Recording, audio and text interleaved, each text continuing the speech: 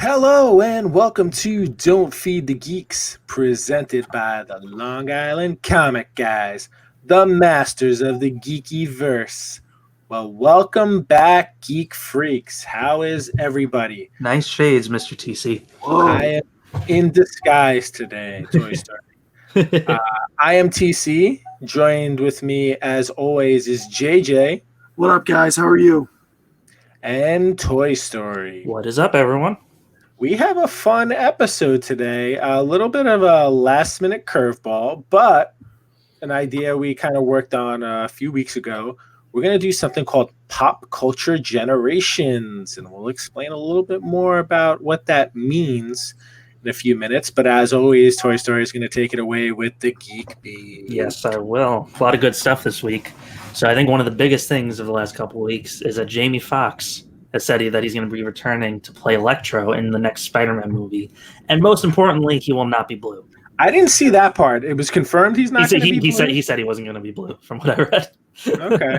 Yeah. So I'm confused now. Is this going to be is this a totally new character for him in this, or is it's probably just similar to the J. Jonah Jameson thing? You know, with what's his face coming back for that, J.K. Simmons. So they're not saying essentially this is an alternate Earth character. He's just also happens to exist in this universe. Yeah, I think for the sake of this, they're just kind of ignoring the other stuff, or unless they do a multiverse thing, which has also been talked about. Yeah, I have a feeling that that's going to wind up happening. Like with Garfield and Tobey Maguire coming back. I wonder why they brought him back to play that part. Like, what's so significant about him playing that part? Yeah, I didn't necessarily think he was bad. I just didn't like the look. But it's not like he was super iconic as him. I mean, it was like a 50-50 decent movie. If they would have just focused on him, the problem is he's not a popular enough comic book character. Yeah. And I think that's why they threw a big name like Jamie Foxx at that character at the time. And then I felt like they're like, oh, well, we need to throw the Goblin in there too. And then it was just like... The first one was so much better, I think. Yeah, no. I thought that was a genuinely good movie. I kind of liked both of them, except for like that second half of like the Spider-Man 2. Yeah. I thought, I've said it a lot of times. I think he's been the best Spider-Man. He just didn't do a good Peter Parker. He didn't, get Peter Parker across to me. But that's not what we're talking about. He's really tall too. Yeah, I don't care. But actually, he's probably about the right height. The other two have been way short, like super short. Yeah. Even Tobey Maguire, who was like 30 when he played him, is really short. Yeah, I think he's probably supposed to be like a 6-foot character, a 6'1". Yeah. Not like whatever that other kid is. What is he, 5'5", Tom Holland? Yeah, I know.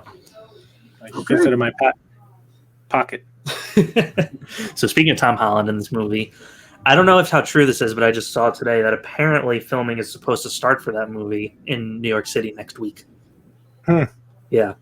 Which would be this week when this episode comes out. Wow. So who knows if that's actually going to happen, because things change every day with Corona, or if that was just a rumor. But I thought I saw like a teaser today. I don't know if that was like fake, but like somebody like showed like a 10-second teaser. Really? Of him and like a scene that I haven't seen like the Vulture in before, but it could be fake. Yeah. Okay. Either way, I'm excited. I don't know if he's the best, but I really like Tom Holland's version of Spidey. So. I don't think he's bad. No, I like him better than Maguire. I don't really care for like Maguire's work. I mean, at the time it was awesome because it was a Spider-Man movie, but and it was like one of the first big Marvel movies. Yeah, but there was nothing like really memorable about his performance as Peter Parker or Spider-Man. Yeah. All right, that's it for that. All right, next up, more in the Marvel world. They have found their Miss Marvel for the TV show in newcomer actress Iman Vellani. Apologies if I pronounced that incorrectly. I think that's pretty good. Maybe Iman Vellani. It's close. It's close enough. We haven't heard an official pronunciation out loud. I'm excited to see that. I love the Kamala Khan stories. So she's also been confirmed to be in the movies as well. Kevin Feige said that she will be making MCU appearances. Excellent. I mean, MCU is, Disney Plus is MCU, but she will be in like feature films. Yeah. She looks. My only problem is she looks kind of young. Like I heard she's 18, but she looks like she's like 12. Really? Damn. So I guess, but maybe by the time all this stuff clears up and she starts shooting, she will be 18, or look like she is. Cool. But on that note of delays, I guess there's been more stuff, right? More movie delays, of course. I think we're just going to be expecting these up until the thing is over. So the most geek significant delays being the Batman, Shazam 2, Flash, Black Adam, essentially all DC movies, Dune, and No Time to Die, which were 2 big blockbusters that were supposed to come out this fall. So Black Adam, from at least what I heard, doesn't even have a date. They haven't Did it before? rescheduled it. I think they had one, and now they took the date off completely. I think the other ones have just been pushed to 2021 or 2022 in general. Mm-hmm. But yeah, I think they said that there's no timeline for Black Adam yet. Yeah, it sucks, but there's no way they're going to release these movies digitally. No. They're 2 big money makers. Yeah, I mean, I think they'd rather keep them in the can for even 2 years if they need to, and then make $1 billion. I agree. Which sucks. I was so excited to see Dune, but not that I was going to go see it, probably. But we'll see. You never know what happens. Yeah, it's crazy. So I think more with this is that Regal is going to close like all of their locations, right? Yeah, I think they're going on furlough. Yeah. Because they were expecting Bond to give them a lot of enough to get through this thing, but now that Bond's delayed, they have nothing. So it's funny. So on the opposite end, I heard that AMC is pledging that they're going to stay open, and even weirder is that The Matrix 4, which I think was originally slated for 2021, has upped their release date to December now. Are they not expecting it to make enough money anyway? Or maybe they're like, hey, everybody else is jumping ship. Maybe if things shape up in December, we'll just jump in that time slot, and whatever theaters are open, we'll cash in on the money. I mean, from a greedy perspective too, that's probably what AMC's doing. They're probably like, well, our main competitor is Regal, so now we're saturating the market. Even if it's a smaller market, people still have to go further away to get to a theater. Yeah. Wouldn't you want to push a movie out just for Oscar nominations? I mean, if you're really the only movie out there, you're going to sweep everything. I still don't think they would ever do a superhero or popular movies never get Oscar nominations anyway. It's going to be stuff I can see more stuff getting made in garages that win Academy Awards before they give it to a big budget movie. Mm-hmm. Those Those aren't art. According to, unless Martin Scorsese or Steven Spielberg make it, then it's art. But yeah, it's not art. All right, Mr. TC, do you want to talk about your favorite show? Yes, very excited about this. In streaming news, Cobra Kai 3 has officially announced the release date for season 3 on January 8th. And on top of that, they've confirmed that season 4 is coming. Now, from what I'm hearing, the creators say that they already have enough content to bring them possibly through 6 seasons, if not more. So I think this is going to be something that's going to stick around for a while. For those of you who are fans of it, there's already been a tease. I believe this is for season 3 from the Karate Kid 2. Chosen is supposed to be making an appearance to some degree. I don't know. It seems like he might be Ralph Macchio's character, maybe going back to Okinawa or something. I don't know the exact details. Nothing yet on the girl, though. What the heck's her name? I can't remember it right now. The blonde from the first one. Yeah. She's on The Boys. Yeah. I can't remember. It's going to come to me after we're done talking about this. Yeah, that's fine. I think she's going to wind up showing up. If anything, she may be in the last episode or something like that. But we'll see what happens. I gotta watch that show at some point. You should. It's really good. I mean, you should probably watch the Karate Kid movies first. I've seen the first one. All right. Maybe watch the second one too. The third one's not completely necessary unless they add more people from the third movie, which I've also heard is a rumor. But nice. You mean the first one, the first one Ralph Macchio's in, right? Not the one with Will Smith's son? Correct. Yes, yeah. I did not watch it. That was with Jackie Chan too, right? Yeah. And that wasn't a bad movie, honestly. It was just. And that was Elizabeth Shue. Yes, that's it. Elizabeth Shue. I have a feeling she's going to be in this, but I hope she is. competition. Why wouldn't she be? She's the only one missing. I know. All right, what else do we got up here? We got Spawn news. So Image Comics Spawn 311, one of the covers, which is a tribute to Chadwick Boseman, has surpassed 150,000 pre-orders, which is crazy, especially for crazy. that book. So this book will be worth nothing. Yes, probably, but it'll be worth a lot to Image. So it's hard to be, and I think we're all probably slightly a little cynical on this.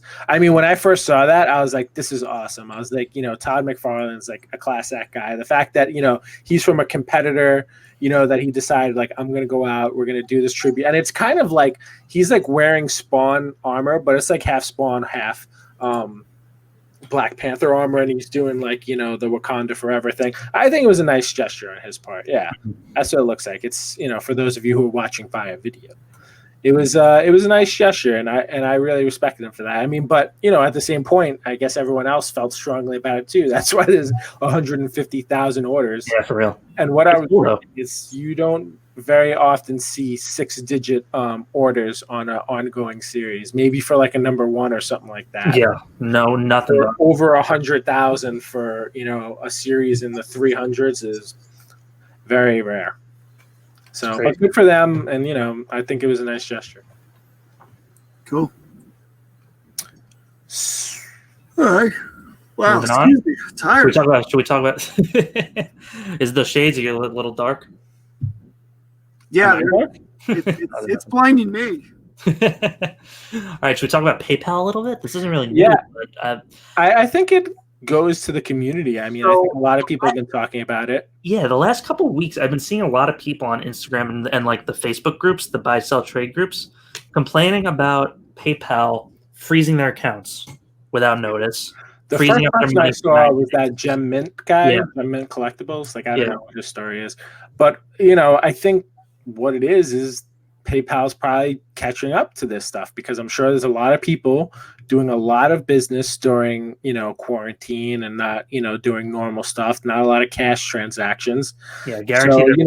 So, they've got to be seeing, how much money they're losing, because whatever it is, 3% on these probably millions, if not billions of dollars passing through their, app without getting a piece of it is probably frustrating. Yeah, no.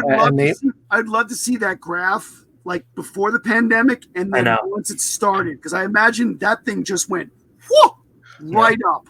Yeah. And it's got to be like publicly available information, at least if not this year, probably by the end of the year, because they have to like report that information, I think. Yeah, probably for their investors and stuff at least. Yeah. But I mean, people are pushing to use other platforms like Zelle and stuff and QuickPay. Yeah, even our friends at Elite Comics, they're encouraging people, not making it mandatory, but say, hey, if you can, use this. I think at this point, like if you're making a lot of transactions, you're just going to have to use goods and services. Yeah. Even if it's like someone which stinks, because it's like, it's a trusted transaction, so you should do it in friends and family. It's 3% and not 13% like eBay. Still, yeah, I know. It's still it's not that big of a hit. Yeah, but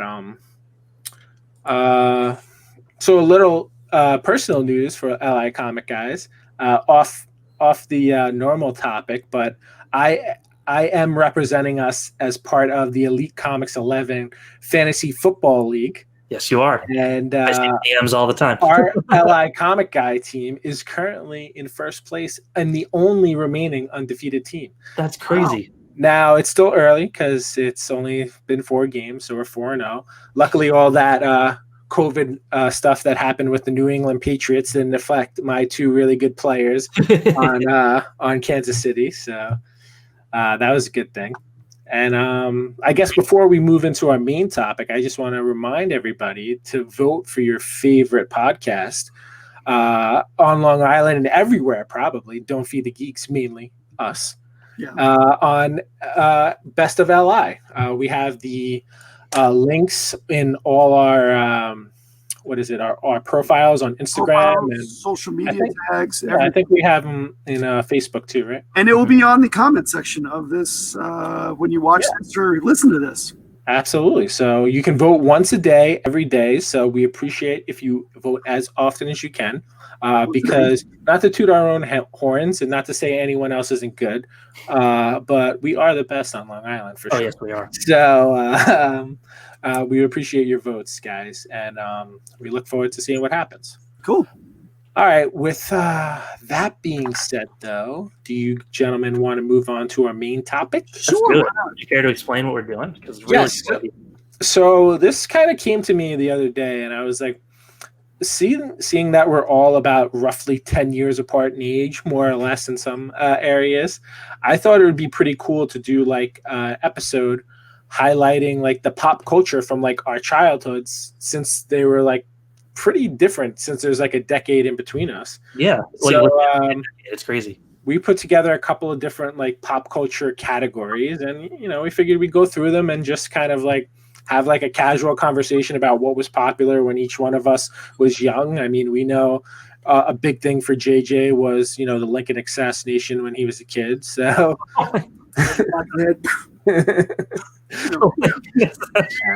but the radio came out shortly after that too, right? Or it was the telegraph. Sorry. And I actually got to meet Wilbur and the Wright brothers, and they were my original instructors for instructors. Oh wow, they learned from the best. Yeah.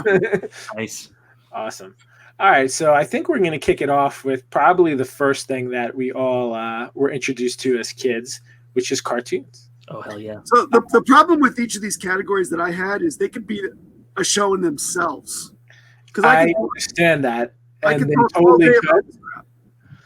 They totally could. I agree. And we probably could at some point do that. I mean, I could do a whole episode just on the 80s. I could do like a series on the 80s. Yeah, right. Right. But who wants to kick it off here? Why don't you, Mr. TC, with your with How about 1 hour? I think maybe we should do it in order. Yeah, Yeah, because it only makes sense. Youngest to oldest. I think oldest to youngest. Oldest to youngest. Yeah. Okay. So 70s, 80s, 90s. Right. Do it. Yeah. So that would mean it would start with me, seeing that It would. I was born in 1971. It's crazy. So 19. I'm sorry. 19. Yeah, not 19. 4 when I was born. Got to change that 8 to a 9. Did you hear me? No, I didn't hear you. You were 24 when I was born.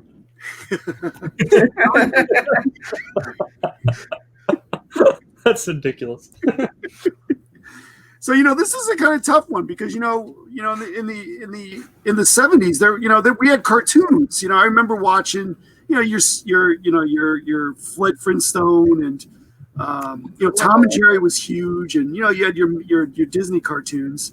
But what was different about them was outside of that your Saturday morning cartoons is you had these live action shows like HR Puffin Stuff was one, which was like a big giant guy it was like a Barney suit, or Sigmund and the Sea Monsters, or a popular one back then too was Land of the Lost, who was, I think that was even early 70s. It was more of a live action type of shows you saw during the cartoons.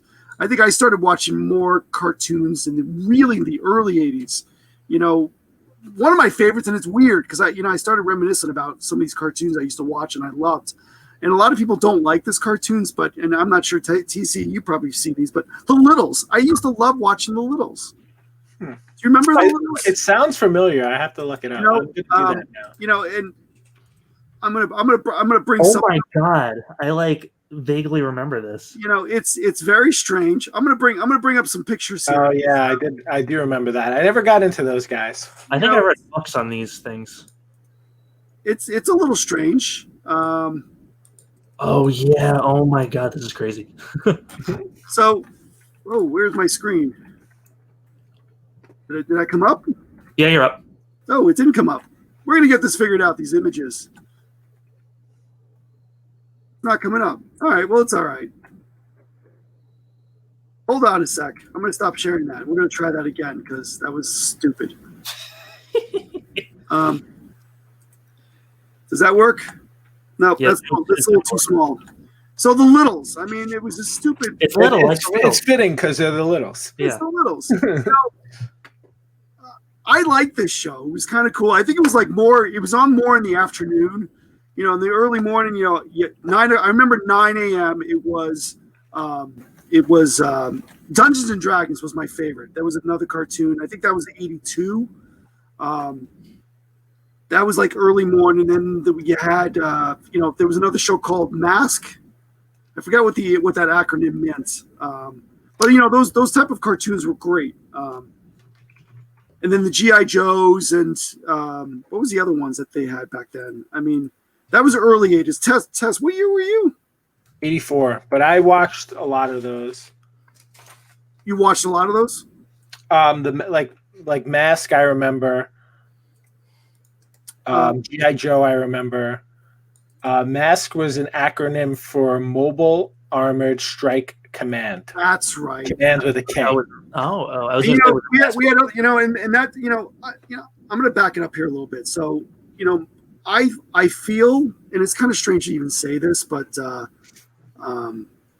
kind of feel like when I grew up in the early 70s, late 70s, early 80s, I kind of feel like I kind of consider like the golden age of pulp culture, because you had a lot of these things that came out then that are extremely popular now, or throughout these last few decades that they exploded.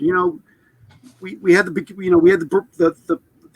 birth of Star Wars. We had the birth of the action figures. I mean, I'm going to take this kind of a little out of order, but we had the birth of all these pop culture icons that it started then.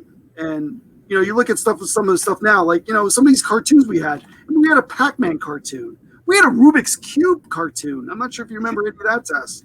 Like, it was very strange to. I remember the Pac-Man one. I don't remember the Rubik's Cube. The Rubik's Cube was a little Rubik's Cube. It had this weird looking head on it. It had little arms and legs, and I don't remember the premise of it, but it's sad that we don't have these cartoons anymore. But I don't know where I'm going with that.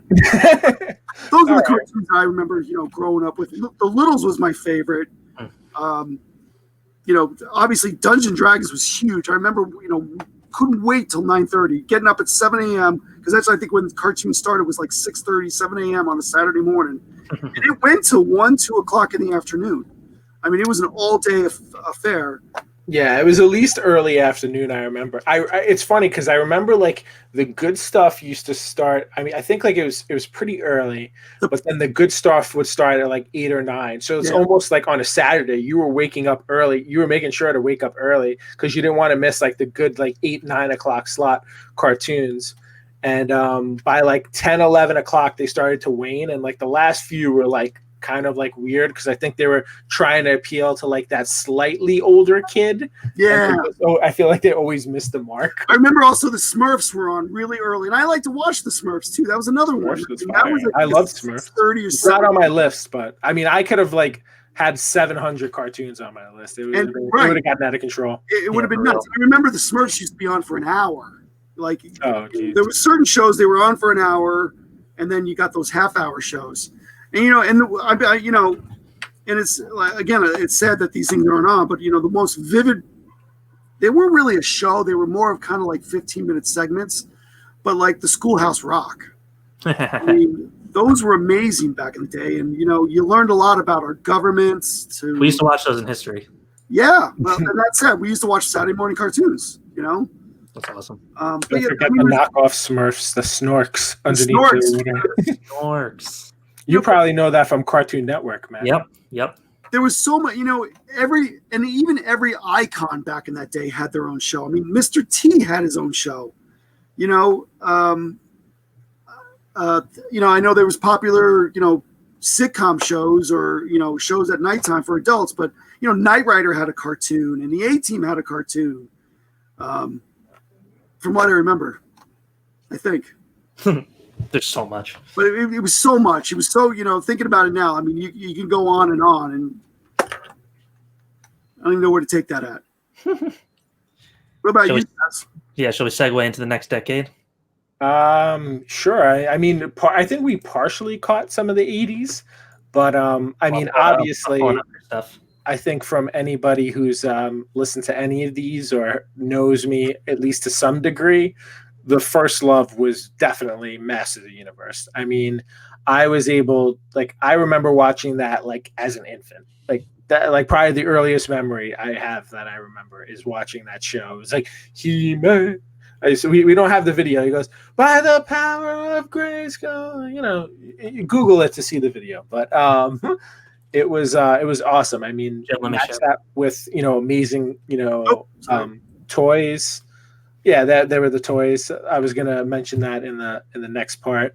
But then there was also the Thundercats. I mean, the Thundercats were like legit amazing. I mean, I think that they took everything good about Master of the Universe and they kind of cleaned it up and made it like interesting. Because I remember even my dad liked to watch the Thundercats with me because they made it like digestible for all ages. Where He-Man was amazing for like a kid, but it got very formula driven, and it was kind of like the same thing every episode. Where Thundercats were like they were encountering different things and different themes, and it was just amazing. And then I mean, like probably the last amazing cartoon from my childhood was definitely the original Teenage Mutant Ninja Turtles. I mean, those were my turtles. Like, if you're watching this, I mean, those are the turtles that I had. It wasn't any of the like other like real looking turtles or whatever you see nowadays.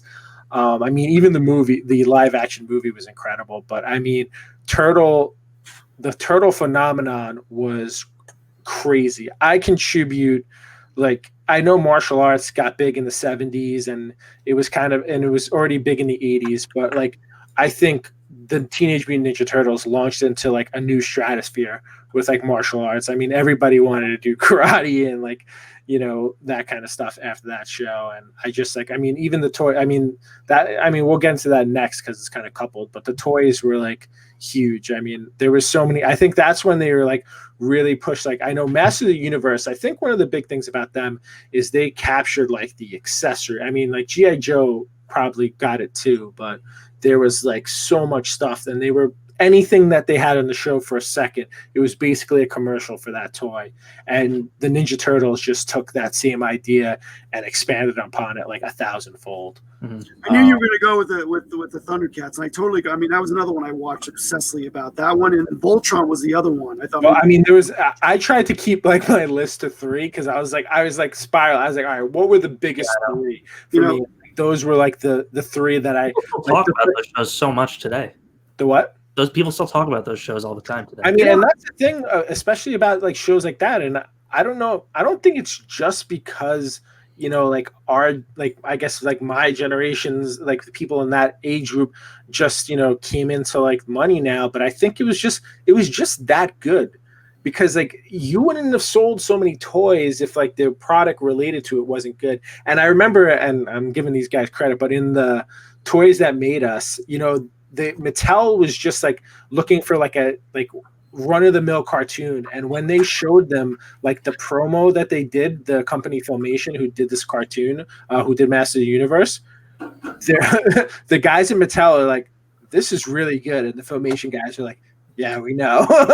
And it was crazy that I think this is like really like legitimizing. I think this is the era where they started legitimizing like cartoons as like a viable medium for like maybe everyone. Because I mean, by that point, I think the 80s, you're having more like family time. I feel like probably more in Jim's era, 70s, like kids and parents didn't really spend a lot of time together. I think by the 80s, you were having a lot more like kids and parents doing a lot more together, even watching TV together.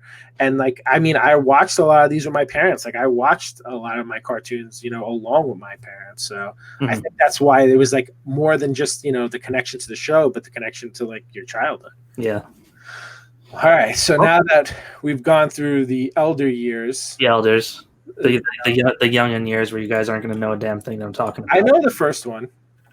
Oh, we'll talk about that last. Let me and Jim. So, I mean, I was the era of all the old Nickelodeon shows like Fairly Odd Parents, SpongeBob, Cat Dog, and all that. Hey Arnold, which I watched all the time when I was a kid. And honestly, I haven't revisited a lot of them except for the early SpongeBob episodes, which I still maintain are hysterical, even though you think they're for crackheads. But this one show, Invader Zim, or stoners, yeah, that too. So Invader Zim is like, It was on Nickelodeon. It's it's like a dark animated comedy. So it follows this alien Zim, and he's part of this alien race who each of them is tasked with enslaving a different world. So Zim gets sent to Earth because the aliens think that Earth is like the most pointless planet to invade, and Zim is really bad at doing what he does. So they send him there thinking that he'll just get himself killed or something. But he gets there, he disguises himself as a kid, and he's basically enrolls in school and tries to take down Earth from the inside, but he never succeeds because he's awful. And the show just follows him. But it's like it's super weird and dark and was canceled after 2 seasons, but it has a really weird cult following now. And I've never heard of this show. It's like so much so that Netflix made a movie last year. Oh, it's 2001. I was like busy with yeah. But Netflix made another movie last year because people wanted it so bad. So it's just really weird. Yeah, well, it's a cartoon, but it was like a feature length. Huh. Yeah. So people, it has a weird cult following now, and I throw it on every now and then, and it's just as weird and funny now. Interesting. But it's totally like you guys would hate it probably. It's totally for the era that grew up with it. Agreed. Yeah. So next up is all the Cartoon Network shows. So this one is The Grim Adventures of Billy and Mandy, one of my favorites. Yeah, and you know what? It's funny that you bring this up. This is the thing that really started bothering me, this type of animation. Really? And like I just like it's so like bad. It's like almost like Peanuts like style animation. Yeah. A lot of them were like this at the time, especially Cartoon Network. Yeah, and that's why I didn't like that, because I'm used to like fully articulated cartoons where know they look like a real person. Yeah, and then you have this, and it's just like, what is this crap? Yeah, that's what kind of turned me off. That's why I couldn't understand the whole Ren and Stimpy. I never got into Ren and Stimpy. Like I hated that art. I couldn't stomach watching it because it's very like caricature-ish almost. Yeah, and that's the same with something like this. Yeah, but as a kid, I loved it. The show's hysterical. Basically, this the Grimm, right? They like save his life or something, and he becomes enslaved to them for all eternity. So yeah, it is very funny. But all those shows like Courage the Cowardly Dog, they were so weird and creepy. Like all the shows of the early 2000s on Cartoon Network were weird. It's funny. I think because you're born in 95, my cousin was born the same year, and she was into like all this stuff, and like she was like a zombie to Nickelodeon. Yeah. And she would watch this constantly. I was like, this stuff is so bad. Like, why are you watching this? She's like, I don't know. And she just sits there and watch it all day. I was like, can we watch anything else? Like, she wouldn't watch anything else. If I put something else on, she would just leave the room. A couple of the shows held up. I don't think all of them do for sure. Like a lot of it is definitely just being a dumb kid and liking whatever you see. Yeah. But I mean, I'm sure there's a certain group. It's going to be nostalgia to someone else. Yeah. Well, the one show that I'm obsessed with, you guys probably know and think it's stupid, but Avatar: The Last Airbender. So I've never watched it, but I get I at least get the appeal of this. Yeah. One. So this came out in 2005, the first season. It's basically in a world. It's based heavily. So the two guys who made it are from America, but it's heavily based on like anime and Asian culture. So certain people in the world can bend one of each element. So there's air, water, earth, and fire. So they basically have control over these elements. And one person, the Avatar, the kid with the arrow on his head, can bend all 4. So they stole this idea from Captain Planet. I don't know what that is. Is it similar? Just Google Captain Planet later. I will. He's a hero, and he's going to turn pollution down to 0. So this show is 3 seasons, and it's very much like Harry Potter in that the first couple books are, very clearly geared towards kids, but then things get a lot darker and more serious and more thematic. Oh, so this is a book also? No, it's not. It's a TV show. Oh, okay. Yeah, but they're comic books. Yeah. So, but it's very much like Harry Potter in that it gets a lot darker and more thematic later on and deals with a lot more adult themes.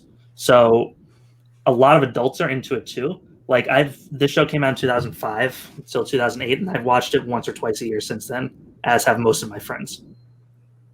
It was released on Netflix for the first time this past May, and went to number 1 and stayed at number 1 for like 3 months.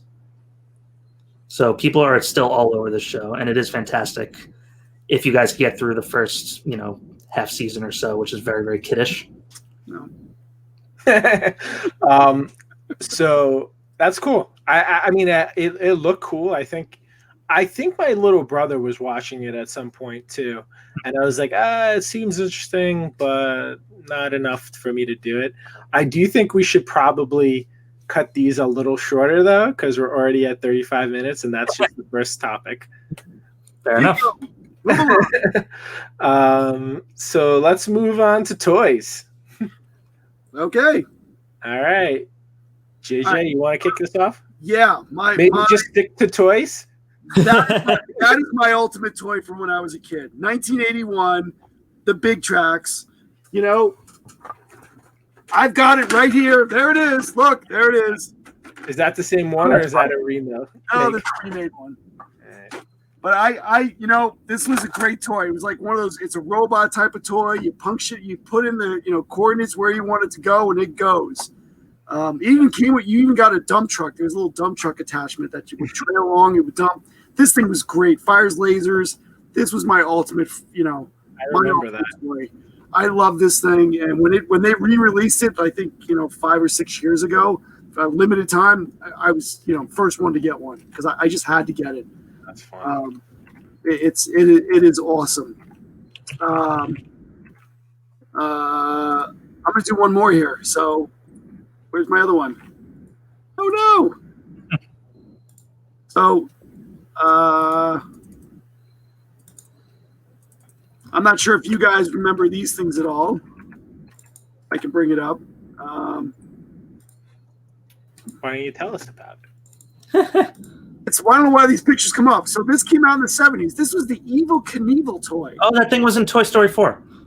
Was it? No, that was it was. the Canadian version. Keanu Reeves played him. Oh, I didn't play the Canadian version. Evel sorry. Knievel is. I didn't see that. So I mean, I have 2 other brothers. I'm the middle one of my other brothers, and we must have gone through a few of these things. And you wind them up, and if this thing takes off, does wheelies. Like this was when Evel Knievel in the 70s was at his hype, where he was jumping, Caesar's Palace fountain and jumping the Grand Canyon, in a rocket. Like this was memories back then. In the 70s. But this was a great toy. You wind this thing up and it went. But besides that toy, you had your, I'm gonna get out of this screen here. Your typical, your G.I. Joe articulating arms. There's my Boba Fett or my R2 unit. I mean, these things were a staple in my house. It was either these or G.I. Joes. I mean, it was one or the other. But it's sad now that I'm now rebuying these things because I love these things so much that I think that's what everyone's doing, rebuying stuff. You just got to get it. But G.I. Joe was great, and what you said before, TC. G.I. Joe had so many accessories, airplanes and boats and everything else, and on top of all the figures they got, you had to cut off the back with their little spec card on the back of the this is great stuff here. I think Master of the Universe did the same thing, but I think G.I. Joe is the first time I ever noticed where they just sold a supply package. Yep. Like there'd be just packages of like weapons or like backpacks was the other one. That for your characters. And Yep. It's just like, I guess it's like if you lost one, but it's like the first time I ever saw like without like an action figure associated with it. It was just like supplies and weapons. It was like in like a package thing. It was crazy. The one toy I missed out on getting, and I kicked myself in the butt because I've seen it a few times and I've never bought it, and I wanted it as a kid growing up. You always want that one toy. And back when I was around, it was like service. Christmas time, you get the J.C. Penney catalog and you mark it off, or the service merchandise. I know, Matt, you don't know who them are, but that was another company you bought stuff from. But the Voltron tigers, where you bought all tigers and you put them all together, and you bought each one separate, and it was all die cast, and that's still. Want to know the worst part? What's that? I had it and it's gone. Yeah. You know how many times I sliced my fingers open on that thing because of the die-cast metal? Like I would like be like trying to jam like one of the lions into like a slot, and like the teeth would like pierce my and finger. They weren't cheap back then. I mean, I don't even know who got it for me as a kid. my parents couldn't afford stuff like that, you know. But one day I'd love to just get the original Voltron Tigers, all of them, and be done with it, because that's just a toy that's been slipping through my grasp. What's that? That's in like the $1,000 range or more. Yeah, it's insane. I've been looking. So, I mean, I guess I'll just go into mine. So I've been looking. So Masters Universe is one of the ones that, you know, obviously it was connected to the cartoon. But I've just been looking. So I have a couple on my desk here. Like, I wasn't actually expecting to show, but like this is an original He-Man. That's an original? Yeah, it's an Is original. that your original, or did you buy it recently? Yeah, I bought these. So my mom like tossed out all my stuff, and this is like the original Skeletor. But Yep, my parents did the same thing. yeah, it's like, oh, if you want new stuff, you got to get rid of this. So I really wanted that new stuff. I'd really like a nice. It doesn't even have to be pristine. Like a nice original He-Man in the box, but even like beat up ones are like $2,000. That's like insane. in the packaging still. So we'll see. But I mean that, and so I showed you guys the video before, but I mean, so obviously another one was the Ninja Turtles. I spoke about them already. They were awesome figures, but there were these two kind of weird toys from when I was really little, and I showed you guys the video before, but it's My Buddy, and he was a creepy little doll, and it was the first time they were trying to push dolls to boys. So it was like a My Buddy. It was like supposed to promote friendship and like whatever it was. But it was basically a creepy looking boy doll who's wearing like this overall jumper and this multicolored shirt, which was 100% the inspiration for Chucky. My mother was like hated that thing in my room. Like I would have it sitting in a chair and she'd like throw it in the closet. And then another weird one was a Teddy Ruxpin. Have you ever heard of this, Matt? The Teddy Ruxpin. So Teddy Ruxpin was basically a cassette player that was wrapped up in this like animatronic bear, and the thing weighed about 40 pounds. And it basically So you put it read like a story to you, and you could read along with the book. But if you ever swung this, and he has like this weird sweater, and I think that's to like slightly dull the blow if you ever get hit by this thing, because it weighed a good 40 pounds. But it was just a weird time. I mean, I loved that thing, and I loved the My Buddy, but just weird. I work with a guy who was one of the kids in the My Buddy TV commercial. That's hilarious. And and occasionally I'll send that YouTube link out through the whole company. That's great. What about you, Toy Story? Right, come on, you have to have some good Toy Story stories. So my biggest toys, I didn't play with too many toys past when I was like a toddler. Like I never really got into action figures and stuff except for Legos, and I'm not going to show off. At that age, it wasn't a thing. I feel like. No, I did. I mean, I did a lot of the Legos. I mean, I still do a lot of the Legos, so I don't know if that really counts. But when I was a kid, this was everything. These stupid Thomas the Tank Engine wooden trains with the tracks. That's great. I've got about 1,000 of them here. I had a giant. I'm sure your kids have them. I had a giant crate of them, and I'd just build the tracks all around the house, see how big I could get them. Every time I ran out, I'd want more of them. It's so much fun, honestly. I remember Thomas the Tank from when I was a kid. When did that actually come out?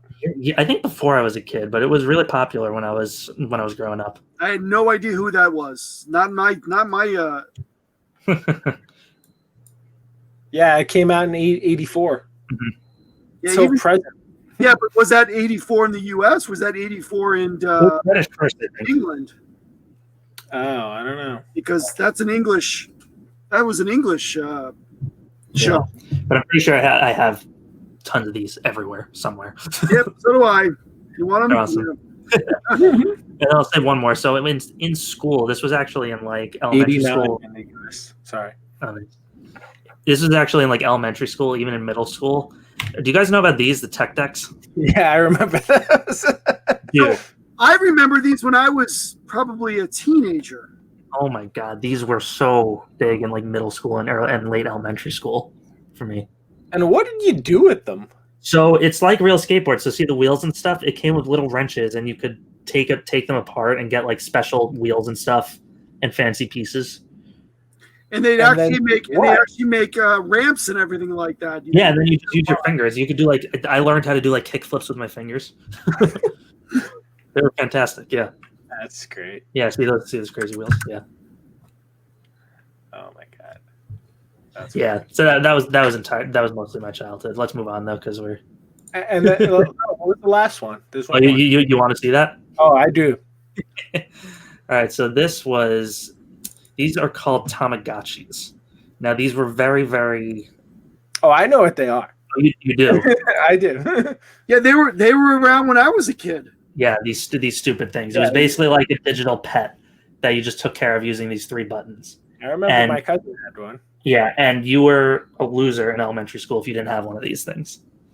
And again, these were pretty expensive for what they were. Yeah, they did nothing. Look at it. It looks like Pong almost. Pong level grab. You had to feed it and make it go to bed. It's hilarious. Yeah, that's funny. Yeah, it's just the weird things that you're into. All right, let's move on to our next category. So I know you guys can do a whole episode on this, but let's try to limit it. So music. So JJ. Yeah, so music in my house. My mom was a huge country western fan, and that's what we listened to all day long. I'm still a big country fan. I love country music. I grew up on country music from when I remember. It's either that, and I got my mom. My mom was really heavily into country music. I mean, Willie Nelson was her god. Everything in my house was Willie Nelson. It was always on. If anybody knows about the old school, country music, the Oak Ridge Boys and Alabama, I'm a huge old country music fan. I know Willie Nelson. I grew up on that. So that's really, that's what I knew for probably the first half of my life. And it's followed me. I still listen to country music, old school though. I love old school country music. That's cool. I don't see that too much. It's great, and I love the fact that I got that from my mom. I remember, one of my most vivid memories was, when I was really little, cleaning, I was vacuuming the living room, and I had one of my music on, and it was Queen. It was a Queen album on tape going, and she loved it, and she became a Queen fan at that time. But that should be on my list, not this. Yeah, it was, I was a huge Queen fan back when I was a kid, on top of the country music. But I can tell you, one of the very first tape cassette I bought, I didn't even buy it. I won it because I was a paper boy. So when, we got points and you got to spend those points to get things, it was the Madonna Like a Virgin album. That was my very first tape cassette that I owned in my personal collection. I wish I still had it. But that was, I think, 1981 was my first tape cassette. That's funny. Matt, did you have any tapes? Like a Virgin. I actually, so when I was getting into rock, when I was 11 or 12, we had a bunch of CDs, but I'd often want to record stuff from the radio. Specifically, Jim, you probably know Eddie Trunk, right? No, he's a DJ. So every Friday night, Eddie Trunk Rocks on Q1043. I would record all 3 hours every week because that's where I heard all my music. What?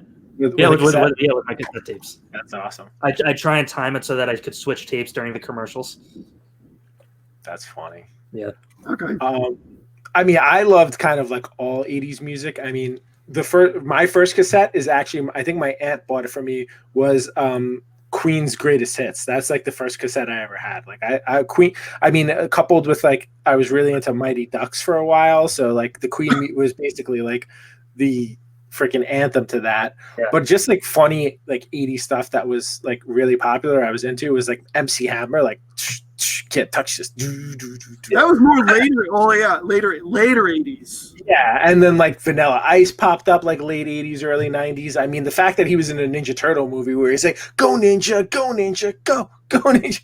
I mean, it was just cool. And Madonna, my mom loved Madonna and Whitney Houston. So all that 80s stuff still translates today. Most of the music I listen to is 80s stuff, and then I do rock. I don't like super heavy rock, but I like a lot of classic rock. Some of the stuff you guys I'm into, but I'm not really into Metallica or Head Gem and stuff as much.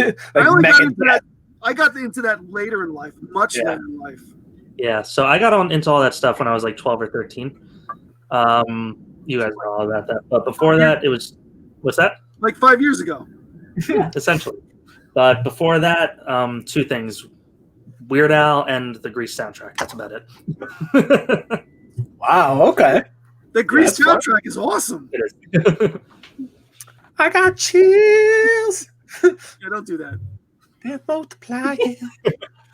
And just, I actually discovered a lot of like good music by looking up the original versions of what Weird Al was playing. So what song was this? And then I'd be like, oh, this is a Michael Jackson song. Who's this? It's great. Awesome. What about the Jerky Boys? You know about that, Matt? No. Nope, never got it. Another day. Yeah. Another day. It was like comedy. It was like comedy tapes or CDs or whatever. Let's do TV. JJ, surprise us with whatever you have. 70s, man. We sitting in front of the TV late night. It was either MASH was on. Oh, yeah. Huge MASH fan. I was watching that the other day. And All in the Family. I mean, I love Great show. I love that show. You couldn't Totally wrong now. You can't show that nowadays. I mean, it was that, and Mork and Mindy and Happy Days, like I watched all that stuff. Brady Bunch, like all those were your late night movies, that we watched. I didn't get into the movies. Are we doing with this TV, right? Yeah. So, I mean, that was it. I remember all in the Family. That was a staple in my family. I mean, that's just, and that doesn't make me a racist or anything else like that. It was just. What's funny is that he did that. What's his name? Carol, right? Something Carol. He was actually not like that at all in real life. He was doing it to poke fun. Yeah. At like a person like that, because he was like very Carol O'Connor. Carol O'Connor, yeah. He was completely the opposite. He was very accepting of everything. So it was funny that he did that. I mean, but he played the character hilarious. It was fantastic. And, you even had your, One Day at a Time with Valerie Bertinelli, who was a hottie back then. Yeah. These are shows that you won't even remember. Yeah, there are definitely some good ones in there. I mean, by the time it got to me, I was we talked about it already, but A-Team and Knight Rider. If I didn't watch those when it was on, I was having like I was a pretty easygoing kid, but if I couldn't watch that, I was going to have a full-on like panic attack. I love those. I mean, I spent a lot of time with my grandparents as a kid. So one of my all-time favorite shows, I mean, A-Team had Mr. T, Knight Rider was a talking car. Those sold themselves. But a hilarious show to me as a kid was the Golden Girls. Like, I felt like in the 80s, senior citizens ruled the airwaves. Like, I mean, I watched the Golden Girls, hands down, the best one of older people. Those sassy old gals were hilarious. But I watched Columbo. Columbo was an old guy. There was a show, Empty Nest, about like this older guy. I mean, there were so many shows like Matlock. Like he was like 90 years old or whatever when he was making that. Like Jake and the Fat Man was another guy who was like in his like 60s. It was crazy. A Murder, She Wrote was another one I used to watch with my grandmother all the time, Angela Lansbury. But I mean, there were so many of those shows where like the senior citizen community was really ruling the 80s. and also another thing, how could I even forget like the $6 Million Man? Like that was huge. Yeah, that and the Hulk. The whole, all that stuff. But I watched the same shows, Tess, as you. Yeah. I mean, obviously I was a little bit older. Yeah, you guys probably watched a lot of the same stuff. But right? we did. I mean, because I knew what he was going to bring up. But I mean, you're also in the 80s. You had Family Ties. Oh yeah. What was the other one? Mama's Family with Carol Burnett. I never liked Carol Burnett. Oh, she was funny in that. I've watched her variety show. I was just like, I've never got it. And Alf. That was another one. Oh, Alf. That should have been like fifth on my list because I loved Alf. Alf was great. I mean, I remember they redid the Munsters. There was like a color TV version of the Munsters. That was fantastic.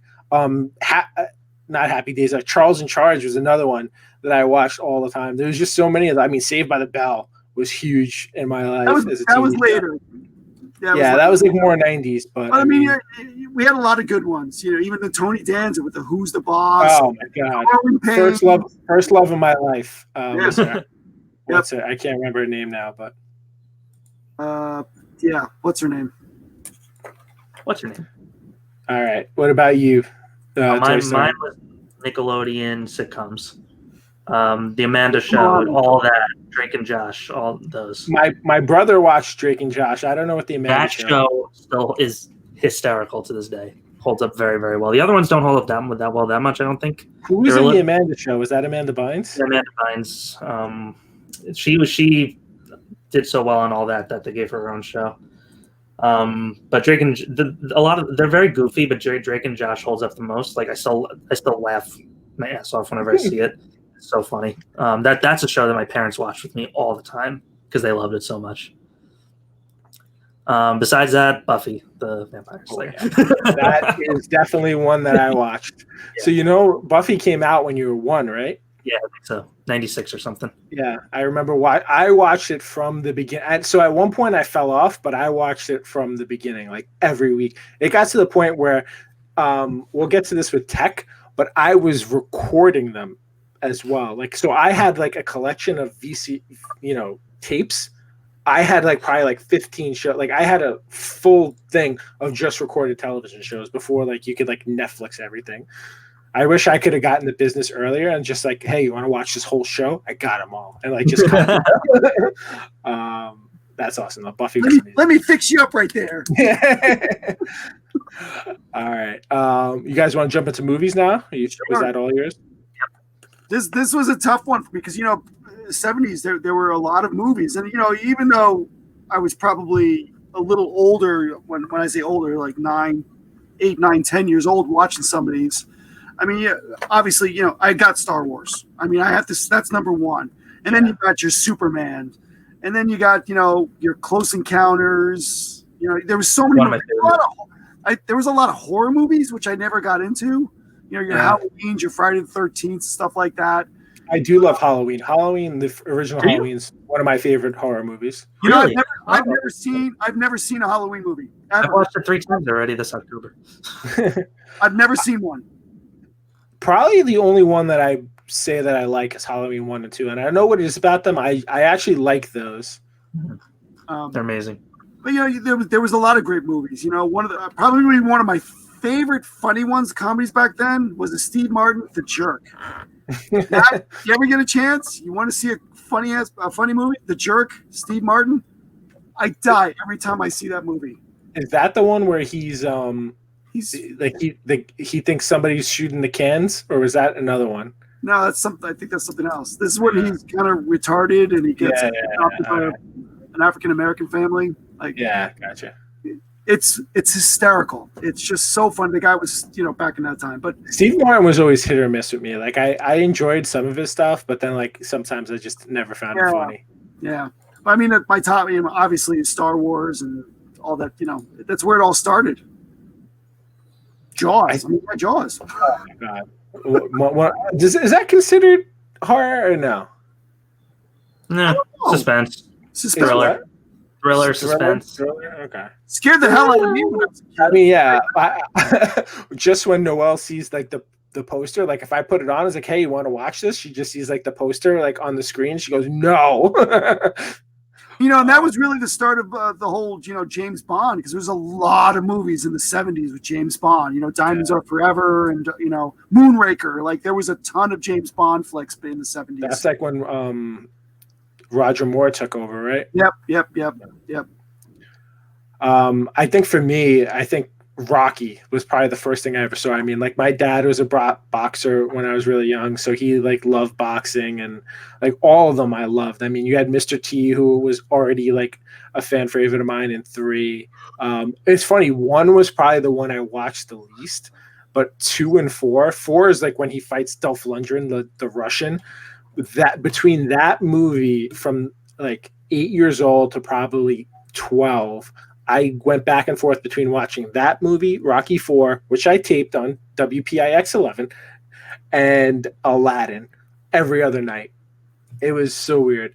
I mean, Star Wars for me too. I remember like in first grade, my dad rented. I had like the flu or something. He rented me the original Teenage Mutant Ninja Turtles, which had just come out on VHS. Commando, which is my all-time favorite Arnold Schwarzenegger movie, and all three Star Wars movies. And I mean, I liked all of them, but Return of the Jedi by far is the one I've watched the most. I love Return of the Jedi. People can hate on the Ewoks all they want; they're awesome. I agree. It's amazing. I mean, other than Aladdin, like I was a big Peter Pan fan. Like in terms of Disney stuff, that was my, those were my two favorite Disney. I mean, I saw like a lot of the Disney stuff, but I mean, those were like really my favorite ones. Honorable mention I did to Commando, but also Three Ninjas. Pretty much anything Stallone, Schwarzenegger, Van Damme, Steven Seagal were in, and anything kind of like martial arts or action related. I mean, like 80s and 90s, that was basically every movie that came out. So, and one of those guys were probably in it. But there was a lot of really bad like martial arts movies. Like there's this one with like this guy like Don the Dragon Wilson called Ring of Fire. They somehow made 3 of these like weird independent movies, and I've watched them all. I own them on DVD somewhere. There's some awesome, like hysterically bad, like those kung fu movies from back then. Have you ever seen like Shaolin? Not even like the ones that were like made in China. These were like really terrible American movies. Like one of my all-time favorites. Ninja? 1, 2, 3, 4, and 5. Yes, American Ninja is like on that same thing. Like slightly above those though, one of my all-time favorites, Best of the Best. That was good.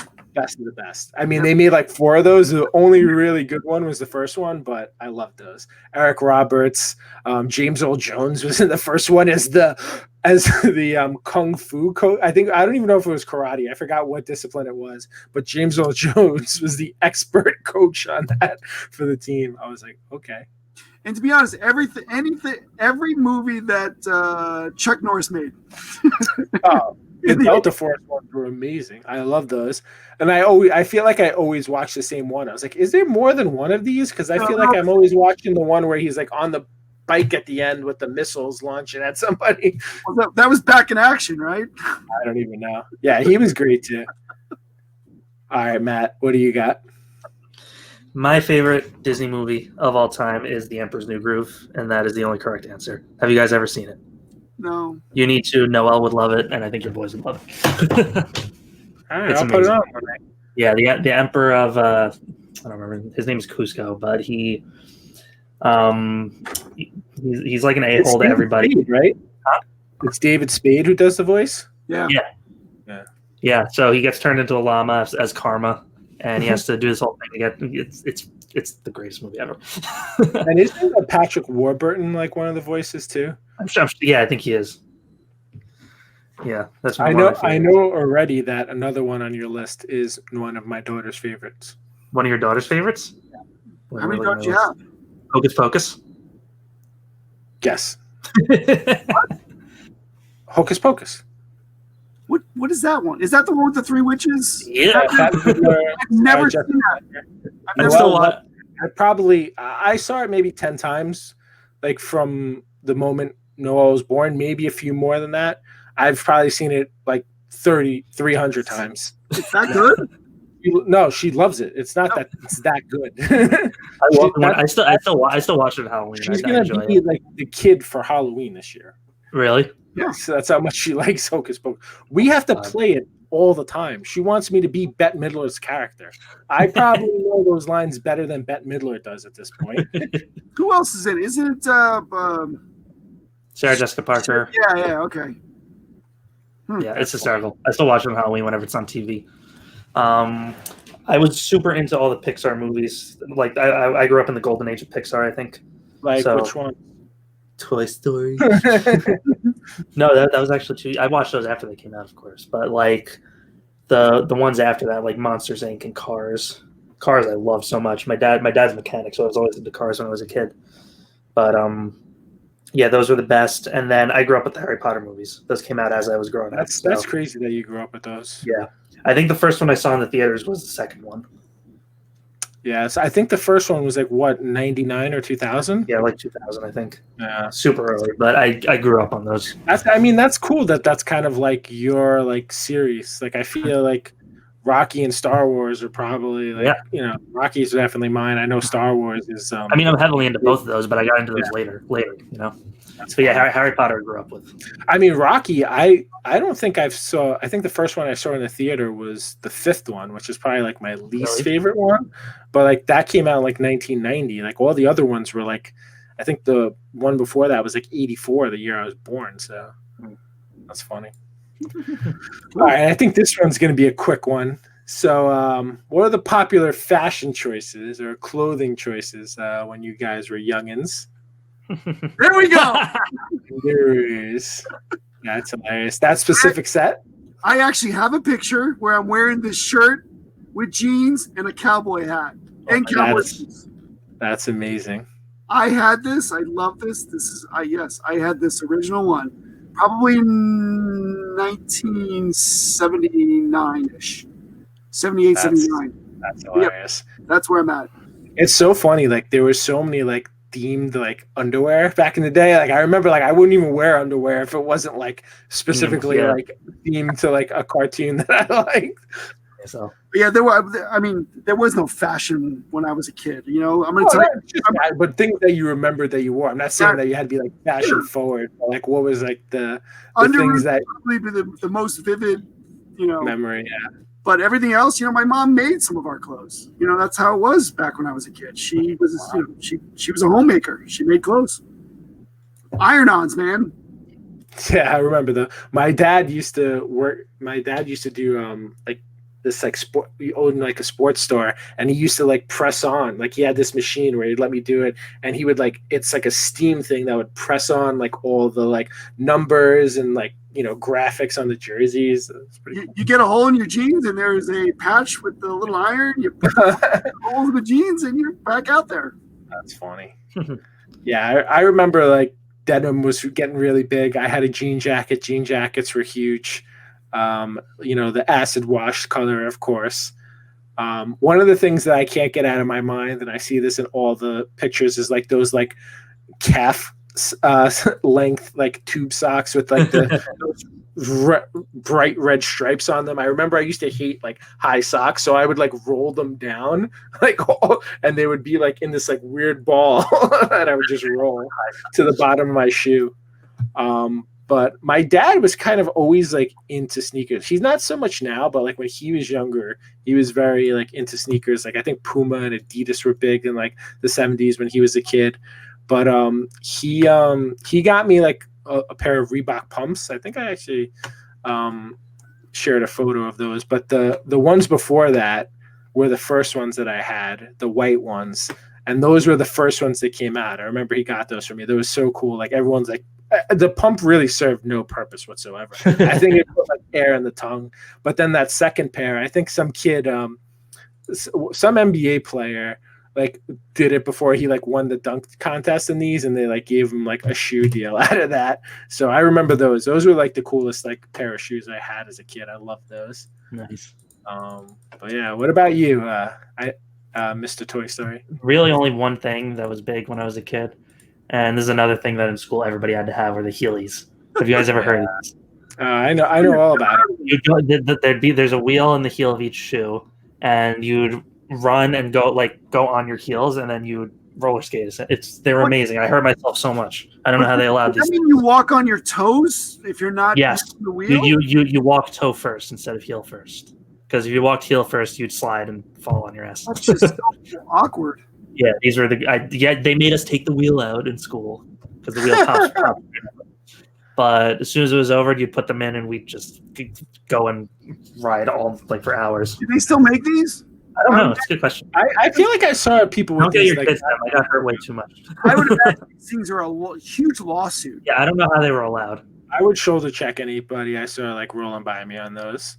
Up until 3 years ago. Yeah, they were so fun though.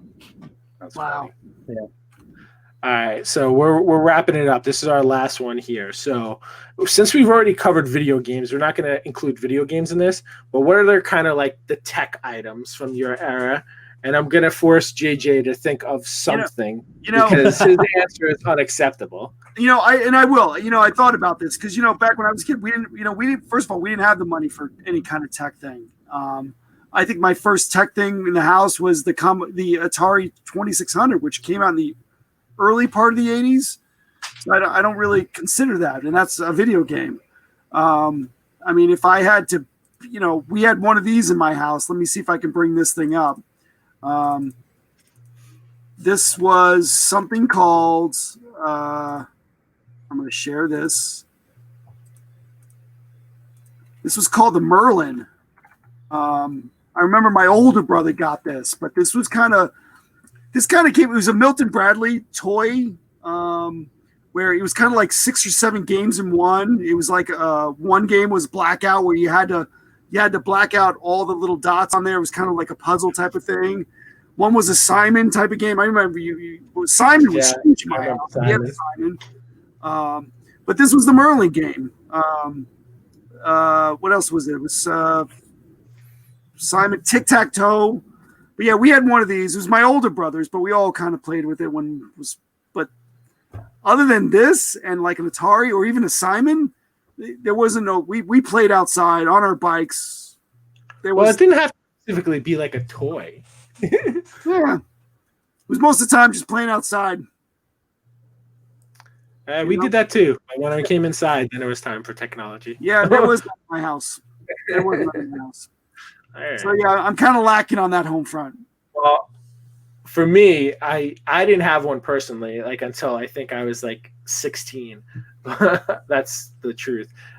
Is a PC. Like my aunt, I remember, had like a personal computer at her house, my aunt and my uncle, and she had like this like Sesame Street game on it. I remember I was like, this is the coolest thing ever. And it was just like I would always go and like I think she let me play it in like my life like 5 times because like and I don't know if Matt, you probably don't remember this, but Jim, you definitely do. Remember when like everyone used to put like the plastic over like the computer and like the keyboard and everything? It was hilarious. And I remember she had to do that. It was like a whole process to like actually get everything out.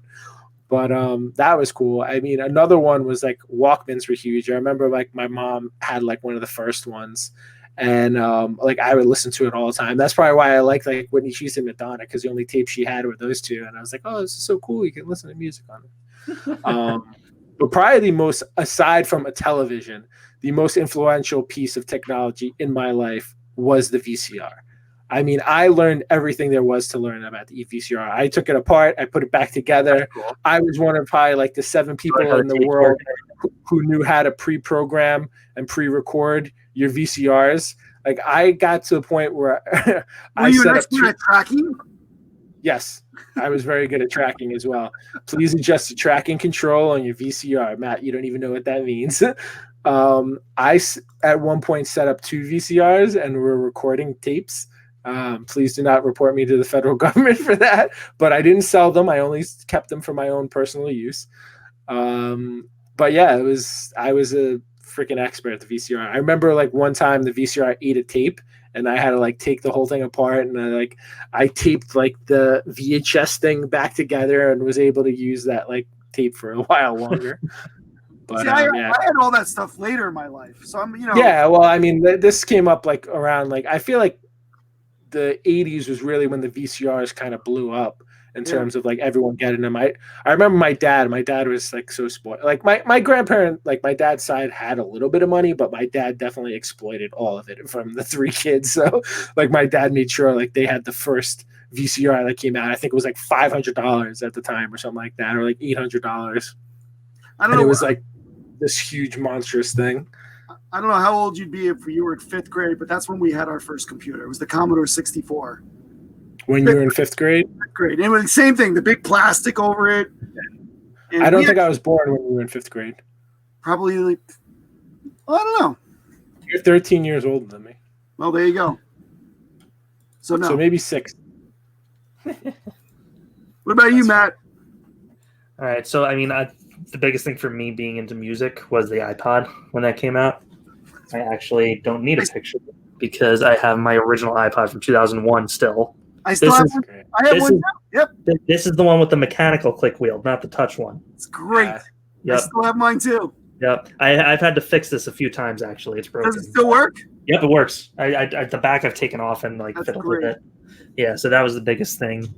I'm going to show this phone. So this phone is called a Sidekick. And this was like the holy grail of devices in elementary school for me. Because nobody had seen a keyboard like this, and everybody was like, they'd flaunt their sidekicks and like flip the thing open because it made an obnoxious sound when you flipped it. Yeah. It was like, yeah, everybody had to have this. There was some like snake game on it.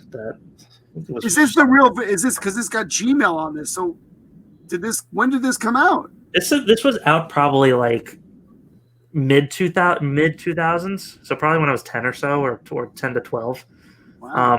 They made it for a while, but when it first came out and like the first kid to get it, everybody was like, "Is this the first sidekick that you're showing?" This one, I don't know. I don't think so. Yeah, because I remember the first one was great, and like it flipped like to the side. Yeah, it flips like circle, like the screen flips like that. Yeah. Wow. Yeah, I know it was weird stuff. And then when I was a kid, my parents had one of those the video cameras with the little tapes. You know what I mean? The small ones that you put in the big tape to put in the VCR. Yeah. Yeah, I was obsessed with that thing. Just same way you were obsessed with the regular VCRs. I was like, it's so small. Why is it so small? That's great. Yeah. All right. Well, I hope people enjoyed that. I thought it was kind of fun. There's a lot of diversity between us and what we like. Yeah, a lot of a trip down memory lane. Hey, everybody, like, especially since it was like very specific to the era. I know me and JJ intersected on some of that stuff, but it was cool. I think we should do stuff like that again. Yeah. Well, I think some of these we'll probably have to have a full episode on one day. Maybe. Yeah, I want to do cartoons. I love the cartoons. I'm definitely down to do that. But we should do something where we each watch a cartoon from the other person's era. That's a good idea. So that I can make you guys watch Avatar. Yeah. Well, not the whole thing. I'm not watching the entire series. So. All right. So I have a cool idea to stay on topic with the closing segment. So the first question, which I'm going to post to everyone, what's one thing if you could, you would bring back from your era? Can I go first? Go ahead. Sure. Okay, I didn't talk about this because we didn't really talk about video games, but video game LAN parties where everybody would bring their Xbox and hook up like 4 of them to each other and put the TVs behind each other so you couldn't see the other screen, and there'd be like 12 of us playing Halo and stuff. Nobody does that anymore. That was like the pinnacle of like party gaming. I never did that. That's fun. We used to do that with computers. We used to bring out full CRT monitors on it. And you know how they used to do the split screen? With like Halo with the computers. So what we did is we made like this cardboard hat of like a giant cardboard thing so that someone would sit under so that it would cover the top screen so you can't cheat and look at what the other person's doing. Yeah, they get creative. That's what I miss about that. We just cheated. We were very serious about that. All right, let's go. We'll go in opposite order this time then. So I'll go next. Honestly, I would bring back the Saturday morning cartoon. If that took mine. I'm sorry. Yeah, I love that. It was just such a because I would love to like just sit there with my daughter because there's nothing really there that like appeals to a kid. Like that moment was just so pure. Like just getting up and like it was the greatest time. Like it made you want to get out of bed on a Saturday. Mm-hmm. It was just amazing. I love that. And you knew at the time you didn't have to go to school. Like Friday, you were done with school. Yeah. You woke up Saturday morning and there's your cartoons. You'd have your cereal and go to town. I'm gonna have to stick with them also. I mean, it's I think the whole Saturday morning cartoon started in this in the 60s, and it ended in I think they said 2014. It was when it shut down. I mean, it had a long run, and I don't understand why we don't have it anymore. It's sad because me as a kid, and you learned a lot from this. You learned a lot from these morning cartoons, from everything from the cartoons themselves to the little segments in between to even the commercials. Like you're never going to get that back. I mean, listen, a lot of that was like kid targeted marketing, but for the shows themselves, I mean, a lot of them like He-Man, G.I. Joe, I think Thundercats might have done it too. There was always like a moral of the story at the end. And it's just like, like it kind of like, and I don't mean to be like mean, but like kids today are a little dumb. And I feel like they need like that message of like, hey, this was the moral of the story in case you missed it. Don't do drugs, Yeah, it's like, don't do drugs. Be nice to your friends, listen to your parents, like there's consequences to your actions kind of thing. And you know, We learned that the hard way. and with these cartoons, I mean, obviously, it brought out the whole toys and the marketing line, and you know that created imaginations for a lot of kids, especially young like I did. I mean, you played with the toys out in the backyard. You're making war scenes and doing all these things and mixing up, different toys. So we lost all that. I feel it's all gone. And that's kind of like why I don't let my daughter, like, we limit her time. She can watch it a little bit, but like just like go like kind of like into space with like the YouTube and like an iPad. Like, if she wants me to play like Hocus Pocus for like an hour, I'll do it because she's using her imagination. She's like, all right, you'll do this. And like, she'll play as Wonder Woman. Like, I'm forcing her to play like a thematic play or like to think of a situation. And it's just, it's hard to do now because there's so many distractions. And when you're busy, it's like, it's like, even if there's something else I want to do, I kind of force myself to at least spend some time doing that on that. Because it's just, without it, kids will get lost in like the world of technology. Mm-hmm. Yep. Did we all go? Oh, you took the same. Yeah, you took mine. But all right, so I elaborated on it. So I'm gonna venture a guess that we're probably gonna have the same one for this next, proposal here. What would you not give away that you have today? Like if you went back. And it's just like you can only take one thing with you. What would be the one thing that you'd still have to have? Spotify. I can't go back to cassettes and recording the radio. I'm just gonna say my cell phone in general. Like I don't think I could live in a world without my phone. And it's not even because I want to call or text people. I need the internet at my fingertips. I need IMDb at my fingertips. Yeah, for me, the biggest thing is like because I'm so into the music, the ease of access to music, but that really is ease of access to anything, Yeah. So I mean, how would you access the music without a phone? Well, okay, an iPhone with Spotify. Okay. What about you, JJ? Yeah, I'm on the same lines. My phone, just with the internet though, I can care less about the phone side of it. I don't need to really talk to anybody, but having the information at a finger's tip. Information at will. Yeah, that's pretty, Yeah, I mean, that's changed everybody's lives, no question. You can't live without this damn thing at all.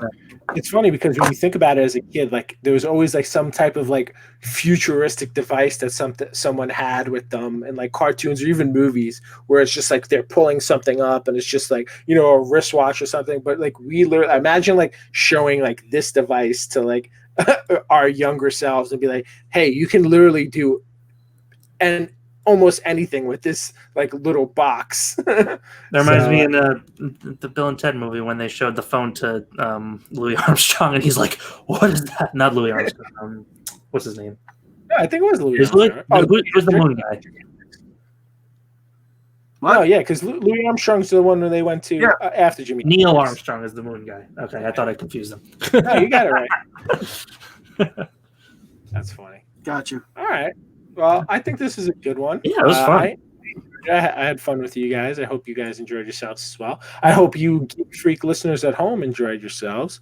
And if you did, as always, we would like you to ask you to hit that subscribe button, hit that like button, give us a nice review, maybe a couple stars, interact with us. We're on, do we have the banner at the bottom? There we are. We're on IG and Facebook at LI Comic Guys and at Don't Feed the Geeks. If you're looking if you're looking more products, the comic books, you want to venture to the at LI Comic Guys. If you're looking for a little geek news and what's going on with the podcast, check out at Don't Feed the Geeks. But what we want you to do above all is definitely check it out. And please, if you haven't done so already, and even if you have, try to vote as often as you can for us on Best of LI under Arts and Entertainment and subcategory podcasts. But you can find all that information easily on our Instagram pages. So go there, or our Facebook page as well, correct, JJ? And in the comments below. All right. Do you guys have anything else to add? I think I'm good. That was fun. All right. So as usual, I'm going to say until next time, remember,